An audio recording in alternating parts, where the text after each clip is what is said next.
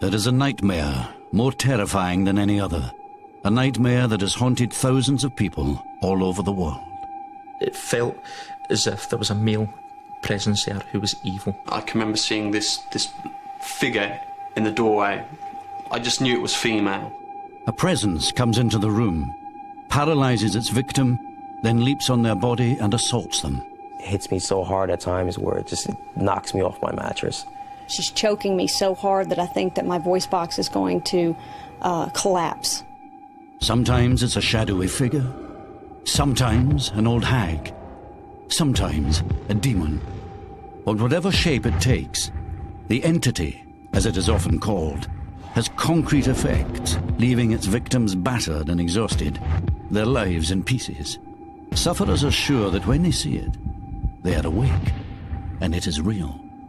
Science, psychology, and religion have all grappled with this phenomenon. Can any explain the mystery of the entity?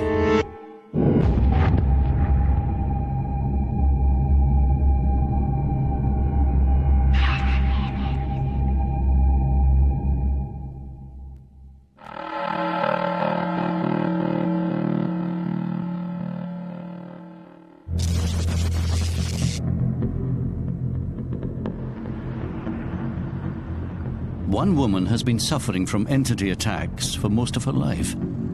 They began when she was just 5 years old. The first thing I remember as a child at night, I had just gone to bed. My mother just put me to bed, and I could see the lights on in the living room. I had just laid down for bed. I could hear my parents, I could hear the television, and I looked up, and to my right I saw a couple. Very shadowy, very dark, in my bedroom. A man and a woman, and they started walking towards me. It's very frightening. I couldn't speak. I wanted to call out to my mother. I couldn't call out to her. I was just terrified. And right about that time, she walked into the room, and it appeared that she walked directly through the two people that were standing to my right. And I began asking her, who are these people in my room? What's going on? She kept telling me that it was just a dream to go back to bed. And I said I wasn't asleep, it wasn't a dream. I could hear the television on in the other room. And that was the end of that.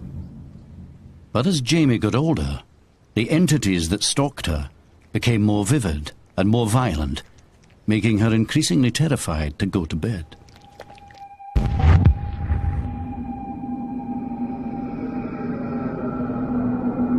As soon as I become aware that there's someone in the room, I'll go into a paralysis, and I can't move, I can't shout out, I can't, I'm unable to call for help, and I'm unable to stop any kind of attack. Usually it's an attack. You can't move, you can't scream, feels like you've been drugged somehow.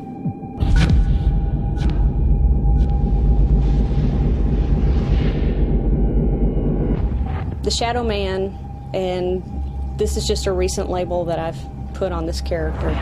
The closest I've seen of him is the arm, because it's been around my throat several times. He's very violent. He doesn't use any caution whatsoever. He could care less if my neck is broken. I mean, that's how violent he is. Generally, he's accompanied by a very old woman. She's rather short, draped in many layers of clothing. She looks like a homeless type person. Like all of her belongings are on her. Shawl, jacket, a hat. The old woman will sit on my chest, and she's not extremely heavy, but she's heavy enough that it's very hard to breathe. It's extremely hard to breathe. I can't get my lungs to expand. He'll have me around the base of my neck. She'll come up to the top part, and she's choking me so hard that I think that my voice box is going to collapse. I can't move. He's got my arms down, usually, or just the way she's sitting on me, I can't move, and there's nothing I can do.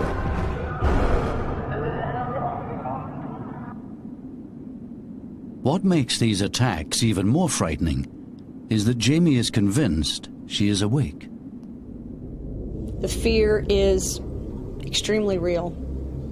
You look around the room, you're looking for any way out. I can see my clock, I can see the curtains, I see everything in the room that tells me that this is real, this is happening to me, this is really happening. And I'm wondering why my husband can't hear them, why he can't hear the struggle, why he can't hear the fight. And beyond that, I'm wondering what's going to happen to me after they kill me, who's next. Your mind and your body thinks you've been through it. But to everyone around you that you associate with, that you work with, your friends, your family, your doctors, they say it was just a dream, just get over it.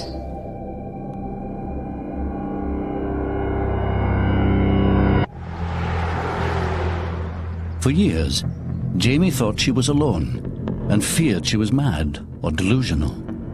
Then she discovered there were others who had suffered remarkably similar experiences. Research for this film produced hundreds of phone calls. I was sleeping in my bed, and there was a presence in the room. I was paralyzed in the bed. He seemed like a shadow. Probably about 6'5", well over 6 foot, very tall. There was someone sitting on my chest. Sitting on top of my chest. The lady was old and haggard. She had straggly grey kind of an old woman standing in front of me. And there was an old lady. This just was not a nightmare. I know that I am awake when this happens. Can't escape from this entity that has entered your room. It's a feeling of perhaps the greatest terror that one can imagine.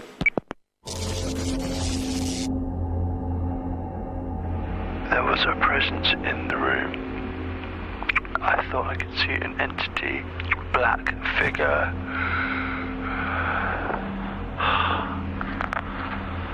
Oh shit. There's a presence in the room. God help me. Matt Watkins is a psychology student at the University of the West of England.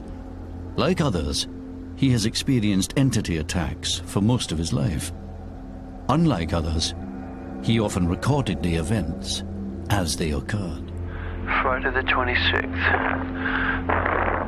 20 to 4 in the morning. Saw some things. Still feeling pretty shaky. There was definitely a presence here. Oh God.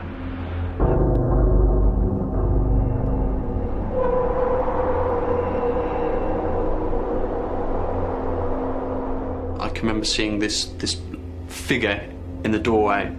I just knew it was female, but I remember she was old, she had a haggard face, and she saw me, she looked me in the eyes, and she ran right up to my face. The way she came up to me, she glided, stopped right in front of my face, and literally 2 inches away from my nose, looked at me in the eyes, and she had what could be described as black eyeliner running down her face. The fear, it can be a tremendous amount of fear. If you can imagine lying in bed, it's dark, and you've got an intruder in the house. More than that, you're paralysed. Your adrenaline is building up. Your typical human response is to fight or flight. You can't help yourself, you can't defend yourself. And more than that, it's an unusual experience because you're witnessing some kind of hallucination, and for some people, they might think this is some kind of ghost or deity.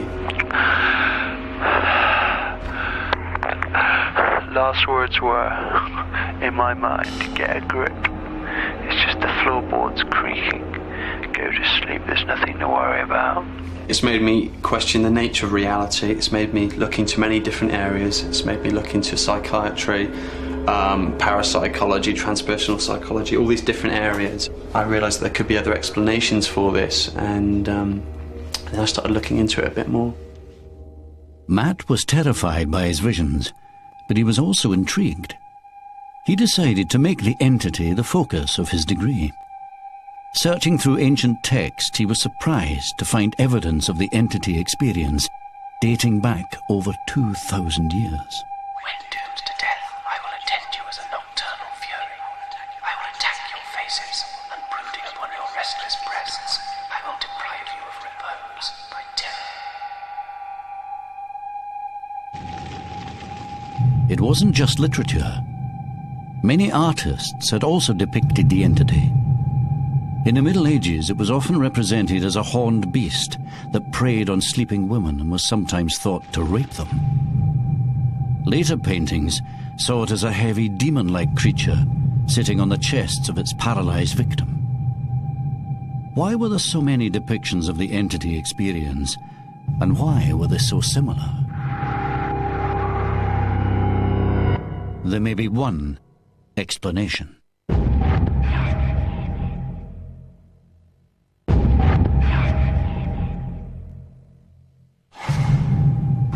Throughout history and across the world, thousands of people have suffered from nighttime visions in which they are attacked by violent and mysterious entities. Some people have such severe experiences that their lives are left in ruins.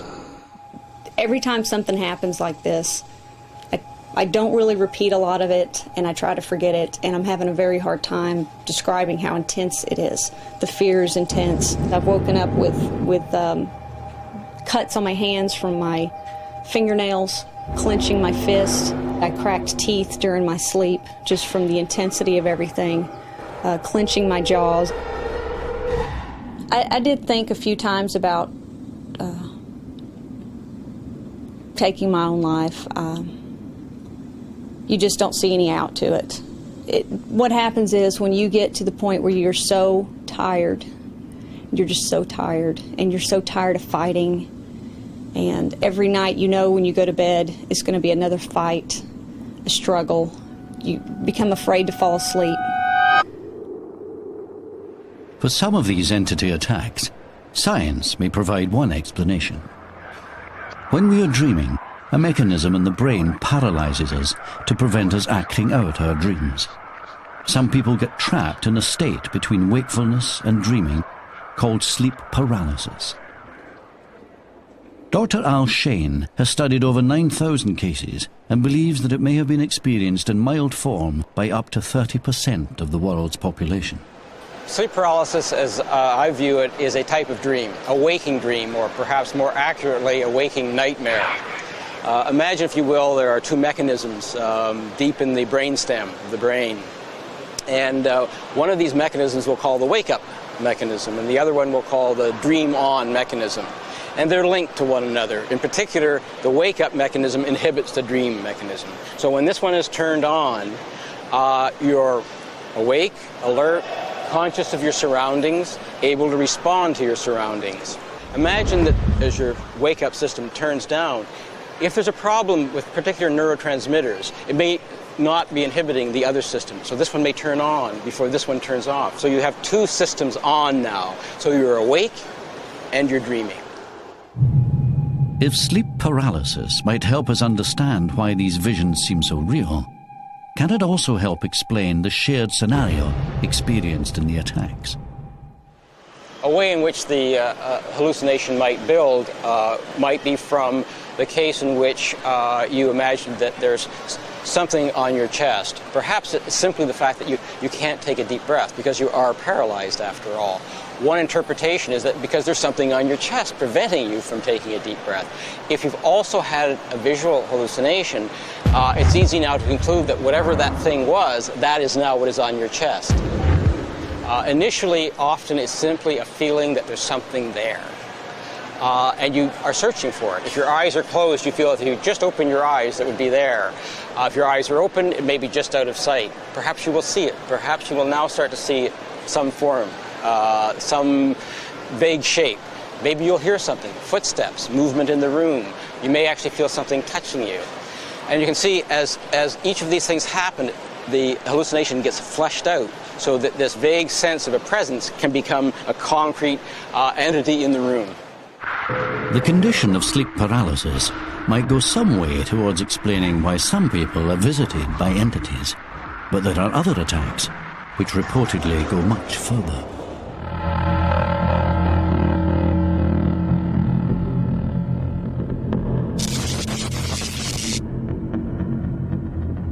In spite of a normal childhood, Mark Gillen has suffered from particularly disturbing nocturnal attacks since he was a teenager and still finds them difficult to talk about.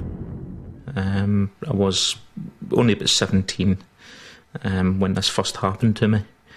I went to bed as normal, fell asleep, enjoying a good sleep, when probably in the middle of the night I was wakened by the feeling that someone was in the room.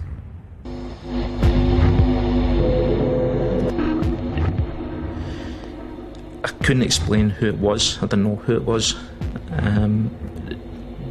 I then felt being totally paralysed, the fact that I could not move at all. It was as if the power that was there, the energy, was able to control my body. I was being held down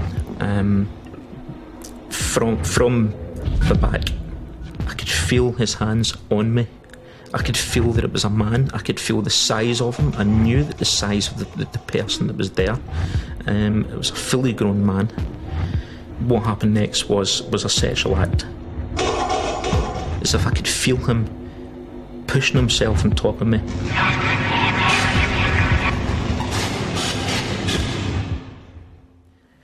I thought I was going to die. I thought that they were going to kill me. When the paralysis eventually went away, I felt as if the presence had withdrawn into the corner in the room. That there was some creaking, not literally moving, but it was creaking as if there was something there.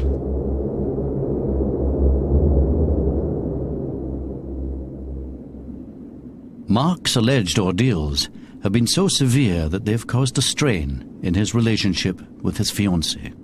Vary refuses to talk about this for one reason. We went through a terrible time with it. I think the fact that I've not been able to cope with this as well as what I should have done has actually contributed towards a lot of the problems that we've actually had in the relationship. I still hold possibly a lot of anger. I still have a lot of feelings in my mind as to, what's happened to me. Have I been going mad? I'm fed up with going to bed and worrying. Mark's attacks are horrifyingly real to him, but Dr. Shane believes that a scientific knowledge of how sleep works might explain not only these attacks, but also the myth of demonic assaults on medieval women. Sexual assaults are not common, but they certainly occur. During REM, males have erections. There's also clitoral tumescence in women, so that our dreams have sexual content because our sexual organs and sexual areas of the brain are being activated. So it's not surprising that the combination of fear and sex leads to a sexual assault scenario. But for Mark, this leaves one crucial element unexplained. His bedroom was once his older brother's. A couple of years before this happened, my brother actually had this room. He was staying in that bedroom. I started to tell him what had happened to me in that bedroom. He did actually say to me that he had very similar experiences. He'd gone through certain things the same, such as feeling of being strangled, feeling of someone being there. He didn't go into too much detail, and just probably the same as me, frightened to talk about it. Is it just a coincidence that it was just the same bedroom? Don't know. While some suggest that sleep paralysis is hereditary and can therefore explain such cases, others believe that entity attacks might be associated with places as much as people. Professor David Hufford has been studying the entity phenomenon for over 30 years. His research has been inspired by his own experience. Years before I started working on the topic in an academic way, I had a sleep paralysis attack of my own. I'd never heard of anything like it. It had all of the features that I later found in traditions all over the world. I heard footsteps. I had a terrifying presence. I felt it climb up on the bed. I couldn't move. I thought I was being killed. It was terrifying.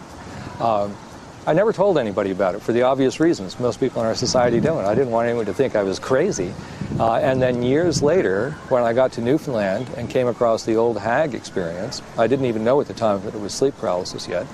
I thought, what's going on here? How can these people have a tradition about what happened to me in a completely different country? I just had to follow it. Hufford carried out his research in more than a dozen countries.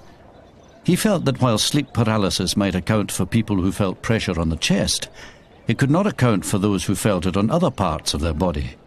The experiences were just too varied. It's common during sleep paralysis for people to report pressure, most often on the chest. A sense of pressure on the chest could be caused by the paralysis of the voluntary muscles involved in breathing, but sometimes it's other places. I've had people say the pressure felt like it was pushing their head down through the bed. Other people said it was pressing on their feet so hard they were afraid their legs would be broken. I would like these explanations, if we're going to buy them, to really line up with the data consistently. So far, these don't. Most puzzling were instances where entities seemed to attack not just individual people, but entire communities.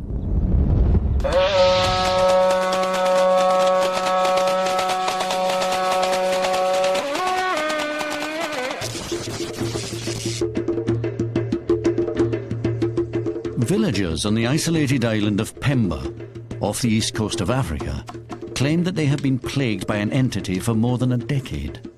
Like Mark Gillen, some also feel that it has sexually assaulted them. They call this entity the Popabawa.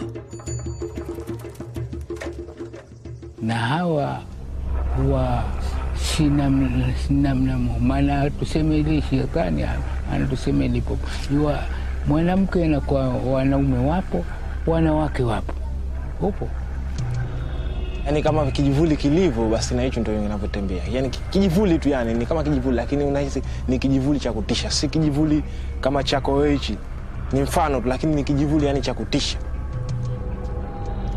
Kuingia ndani nikapoteza kama sina fahamu, lakini ndipo kwa zile fahamu zako zitakuwa zipo, wamuona, lakini huwezi kufanya chochote, mtoto utakuacha. Halafu yake ndakukamua. Wapiga mikelele haitoki. Sasa mule wewe kama unaona mwapigana wewe. Hapo kitu cha ajabu. Mlango umefungwa. Sasa wewe anakutokezea matokezeo kama yale. Sasa vipi unahisi ili jambo na unajua kwa kuwa limeni kamata kama hivyo, leo unapiga ukelele, unaamka kitu mtu maji. Kwa hapo tukaona itakuwa tabu sana hii, watu hawalali. Wapita wakiwakamua, watoto wapiga mikelele usiku. Tukafanya shauri hiyo, ndio tukaenda tuka. Hatukumpata, alitutoka. Lakini inakuanisha kama ni kitu cha shetani. Maana yake kile kitu kinakuja kama kitu shetani, unafahamu, katika usingizini. Upo. Since the attacks began 10 years ago, the villagers have called upon their spiritual beliefs. Now many of them carry protection against the Popabawa in the form of pages from the Holy Quran, sewn into a purse which they keep on them at all times. Si nguvu, isipokuwa mwili wangu tu ni mzito. Yani nikwambia mzito, unaweza kufahamu. Si mzito wa kilo. Ni kwamba kilinifika tu pale kitaka kunivamia, lakini kunivamia yenyewe kilinivamia, lakini hakunivamia kama kinavyofanya wenzangu. For the villagers of Pemba, the supernatural nature of entity attacks is accepted without question.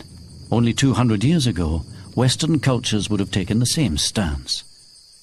To this day, the more science falls short of a full explanation for these terrifying encounters, the more some sufferers have been tempted to look beyond the rational, towards the religious institutions which recognize that supernatural phenomena may be real.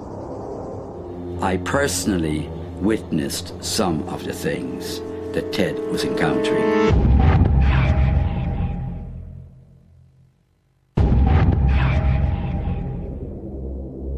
In the West, sleep paralysis may be the principal medical explanation for entity attacks. But many sufferers find this diagnosis inadequate due to the intense reality of their experience. This conviction is even stronger for those whose encounters are apparently witnessed by other people as they occur. With nowhere else to turn, one man has fallen back on his religion, and a Catholic priest who accepts that his accounts may be real.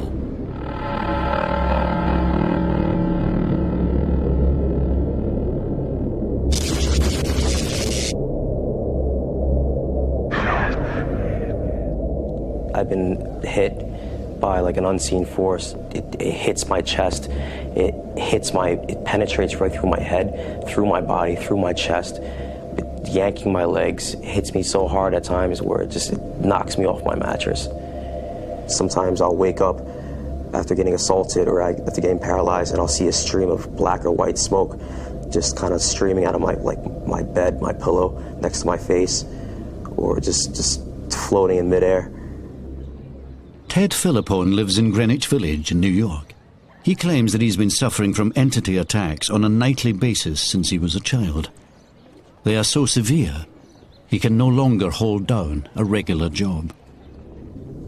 It's putting so much fear within me that I'm unable to sleep, that I feel that I have to keep opening my eyes to see if there's something in the room. And it's affected my mood, it's affected my depression, it's totally rendered me literally useless to society, useless to everybody. With no regular income or family support, Ted has turned to the church and now lives in a Catholic hostel under the supervision of Father Pat Maloney, who claims to have witnessed these strange events.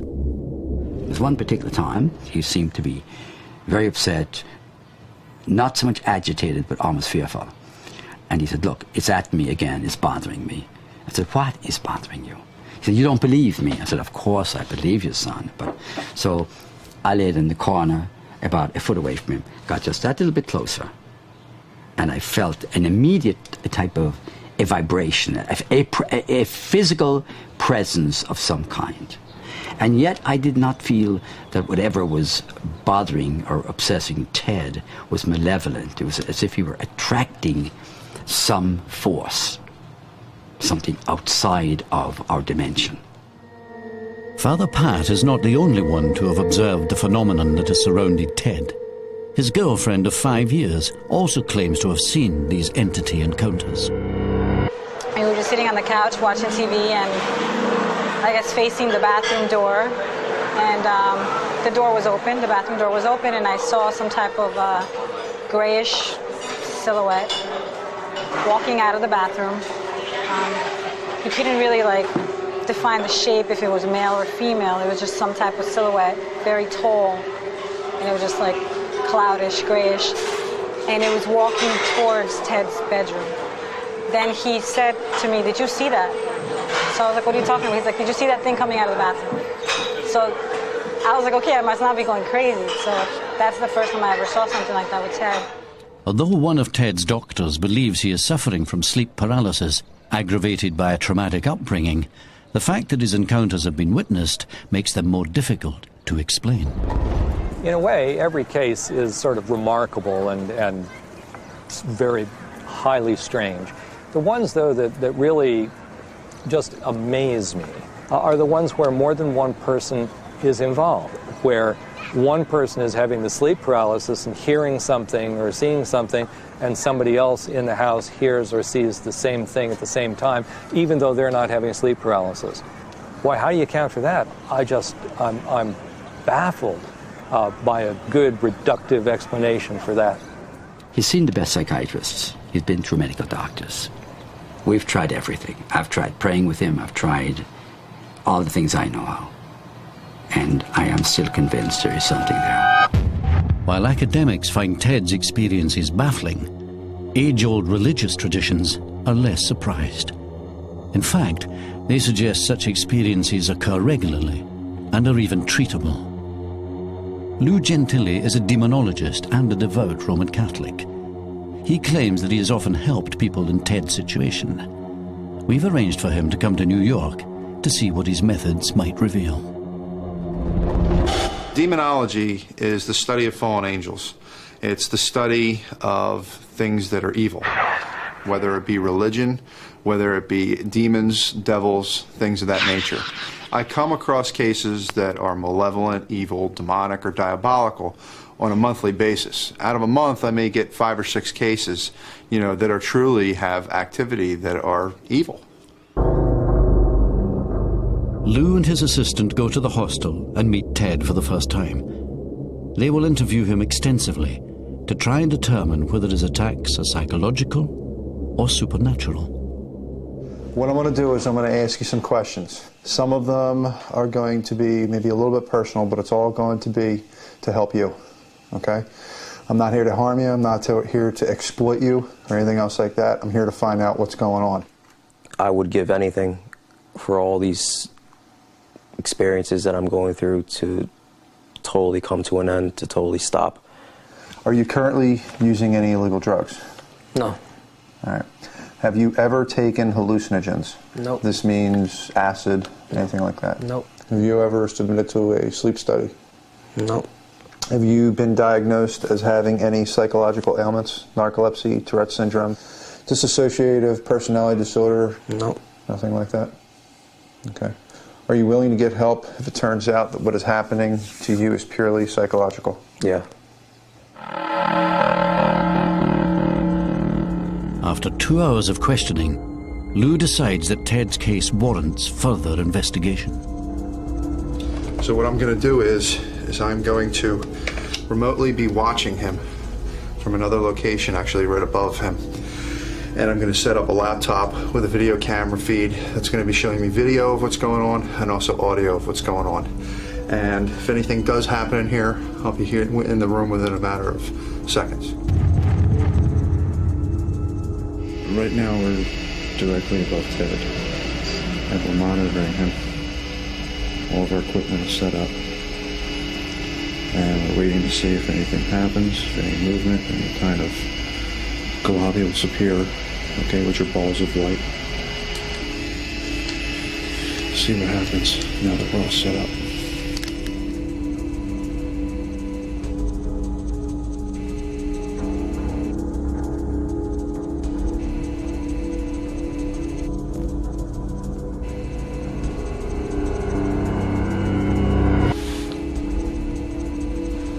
Ted said that something grabbed his leg, went on video, we see his leg go. I'm gonna be going down there with him, and I'm gonna sit in there and see what I get on tape, because I'll be running EVPs also. EVPs, or electromagnetic voice phenomena, are recordings of inexplicable sounds which some people believe are supernatural. It is claimed that these recordings can capture spirit voices, which exist on a frequency beyond human hearing. Since he's claiming that, things were touching him before, and that something actually pulled his leg, I'm going to sit by him, but I'm going to be asking some questions on the recorder and see what we get. I've tried communicating with it, and not only did nothing happen, not only did I not receive a reply, the assaults got more intensified within about 10 minutes of asking. Beginning of EVP, July 30th, 2001, at precisely 2:45 a.m. If there is a spirit around us now, please tell me your name on the recorder. Are you a spirit that is out of the light of God? Please release whatever has been performed on Ted. I ask this in the name of Jesus Christ, our Lord and Savior. End of recording. As expected, there is no audible sound in the room.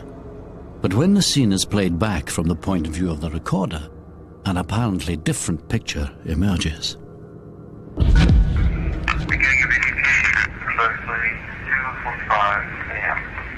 The tape recorder begins to register unusual sounds after each question. There is a spirit around us now. Please tell me your name on the recorder.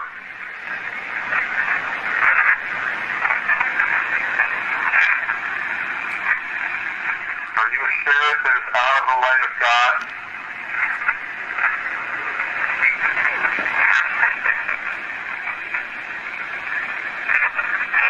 Please release whatever has been performed on Ted. Then Gentili mentions Jesus. I ask this in the name of Jesus Christ, our Lord and Savior.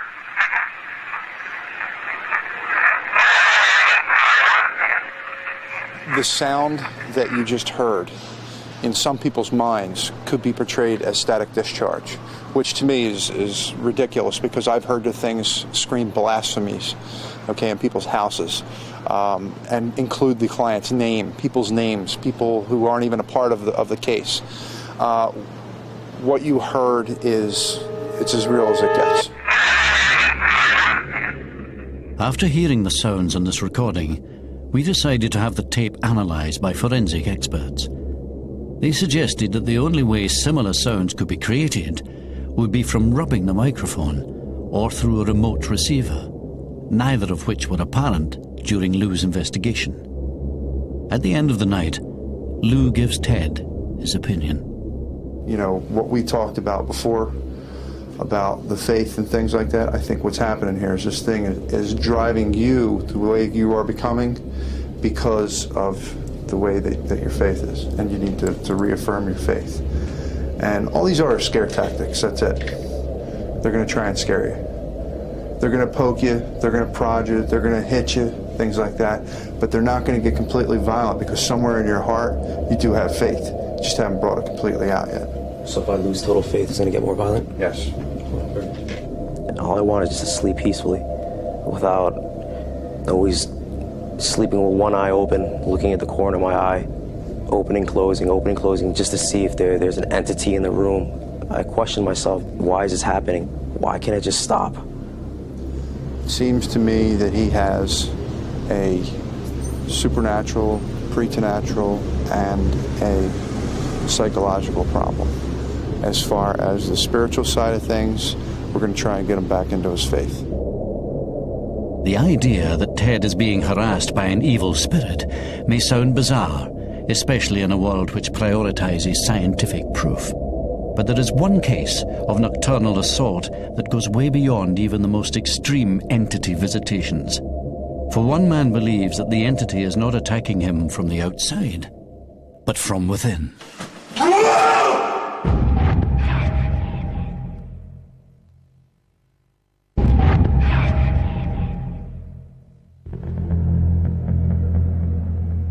Although researchers believe that entity attacks can be rationally accounted for, it's the sufferers that have to deal with the disturbing consequences. Whilst many claim that an entity is threatening and in some cases sexually assaulting them, one man and his family believe that it may actually be possessing him.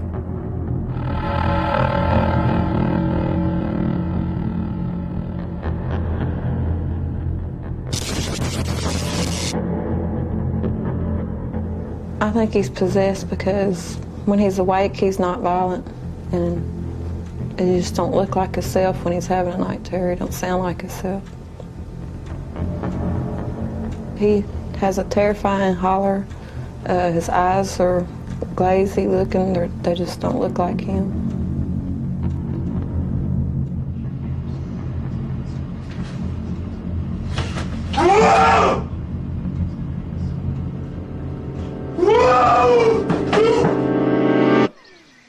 Cody McKee and Monica Forrest have been together for 7 years and have 2 children. In spite of a violent adolescence, Cody's biggest problem is the mysterious attacks that plague his sleep. Although he appears to be seeing something, he cannot remember any detail of his attacks, unlike his family, who now fear for their lives. I can't recall none of it. It's like I go to sleep, I wake up, and I don't know what I did, what made me do what I was doing. It's just, I feel like she said, possessed. I feel like something jumped in my body and made me just go crazy. Show you the holes. These are some of the holes he's put in through the sleep terrors. When he put his fist through the fan, he went in through the front and out the back and into that wall. I've knocked holes walked through walls, I've stuck my hands in fans, I've knocked holes in the door. I've tore the tip of my toe off. His foot or his toe or something went through that. I think it was his toe. The only night that I can say that it really felt to me inside of me like something jumped inside of me and took over my body was the night that I jumped through the window. This is the window he went out. It's like somebody threw him out the window because he did it from a dead stand. He just went out. And that's all I heard. He hollered and out the window. Whenever I come to behind her daddy's car, I heard a word, somebody say, "I see you later, Cody." That's the only words that I heard, and I woke up, "See you later, Cody." And I started walking back up to the trailer, and as I got closer to the trailer, I realized that I'd done something, and I got to seeing, I was cut head to toe, had 60 or 70 stitches. But it is not just Cody who has been hospitalized by these violent attacks. The night he broke my nose, I thought that he was going toward my child, and that's all I could think of, and so I grabbed him to wake him up. And I believe when he brought his arm back is when he hit me. I mean, waking up and seeing all the blood and seeing her crying and seeing her nose there was actually a bone stuck out of her nose, where it come through. And knowing that I did that to her it messed me up for a long time, That night, I decided not to sleep in the same room with him. And I was just locking the door then, and he had another one. He ran and hit the door, and with the door locked, it flew open. So then I decided to start moving stuff in front of the door. He's got it to where it won't lock. If you just close it like that, you can pull it back open. So I have to pick up on it and make sure it's locked. Then I pull this bed like that.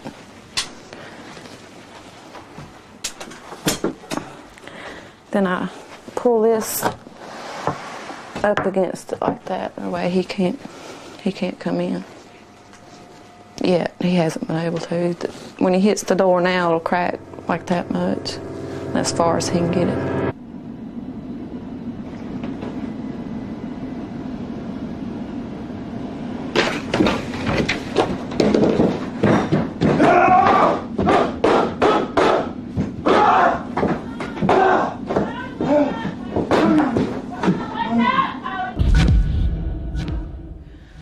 This is ridiculous, having to go to sleep like this. Most people just go to bed, and you have to protect yourself when you go to sleep. Unable to afford medical guidance, Monica and Cody grew fearful that his attacks were being triggered by an external entity. We arranged for Cody to be seen by a sleep clinic to see if they could explain his nocturnal awakenings. This is the most extreme case of sleepwalking and night terrors that I've seen. These have been reported in others, but this is the first one that we've had here at our center to this magnitude. While Cody spends a few nights at the sleep lab, doctors will study his brain activity and muscle tone, as well as record him sleeping using infrared cameras and sound monitoring equipment. If you need anything at all during the night, the intercom will be on all night. Don't hesitate to let us know. Okay? All right, let's get him in. All right, love you. Love you too. All right. Okay. All right. Good night.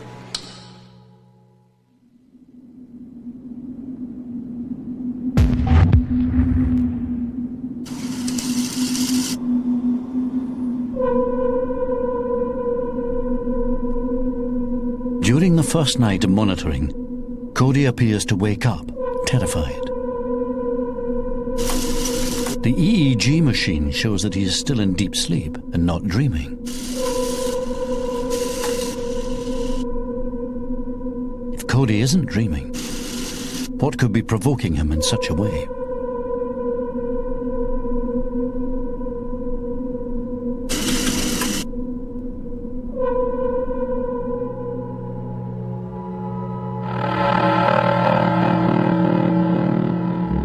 The next morning, Dr. De Villa studies the tape.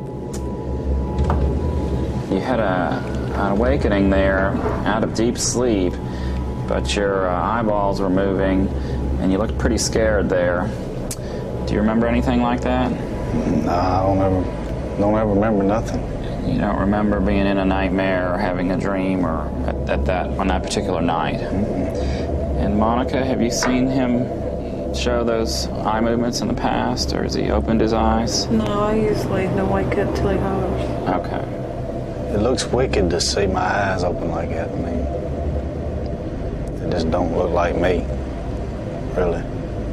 His eyes are darting around. It's hard to know whether he's actually seeing anything or not. He doesn't have any recall of opening his eyes. He doesn't have any recall of seeing anything frightening, although he looks frightened. In Cody's case, we cannot find a specific trigger. So he is a mystery in that sense, and we cannot determine what is going on in his mind. But in his case, for some reason, he is fighting to get into wakefulness and alertness, and literally fighting his way into that. Dr. De Villa believes Cody is suffering from an extreme form of sleepwalking that occurs during the deepest stages of his sleep. But what Cody actually sees, or why he is driven to such violence, still remains a mystery. Whatever the medical explanation, Cody is still no nearer to understanding what causes his attacks. They haven't gave me a reason why I do it. They haven't told me, they don't know why I do it, what causes it. All they know is they can put me on medication, maybe it'll stop it. And, and I hope it does. I hope I can take some medication, go to sleep at night, and rest. And don't have to worry about hurting anybody or hurt myself. Cody has now been taking the medication for over 3 months. Although his attacks are reduced in number, they still occur and are as unpredictable and violent as ever.